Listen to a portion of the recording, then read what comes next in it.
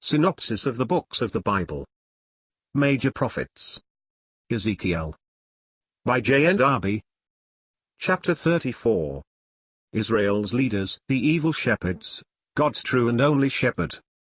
The end of Jeremiah has given us an account of the fulfillment of Ezekiel's words, but all these judgments give room for the intervention of God in behalf of his people by means of sovereign grace accomplished in the Messiah. Still, the evil lay in the shepherds, that is, in the kings and princes of Israel, who were not true shepherds. Indeed there were none true, and the flock, diseased, scattered, afflicted, and ill-treated, were a prey to their enemies. The shepherds devoured them, and neither protected nor cared for them. But Jehovah now points it out in order to say that he himself would seek out his poor sheep, and would judge between sheep, and would deliver them from the mouth of those that devoured them, see note, and that he would feed them upon the mountains of Israel, and in fat pastures. He would raise up the true and only shepherd, David, that is, the well-beloved Messiah. Jehovah should be their God, and his servant David their prince. The covenant of peace should be re-established. Full and secure blessing should be the abiding portion of the people of God, the house of Israel. There should be no more famine in their land, and the nations should no more devour them.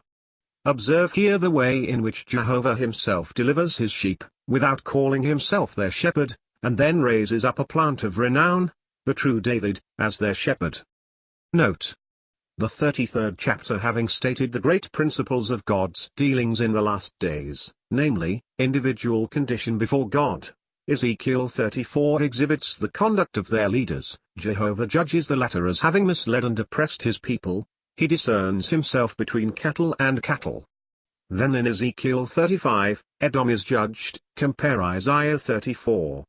Here, in general, it is the effect, relating to all Israel, these two countries. In Ezekiel 36 is the moral renewing of all Israel, that they may judge their ways. In Ezekiel 37, the restoration of the people, as quickened by God in national resurrection. And at last, Ezekiel 38 and 39, the judgment of the enemies of the people thus restored in peace, or rather, of the enemy, that is, Gog. All these things are connected with the relationship between Jehovah and his people, although he gives David as king.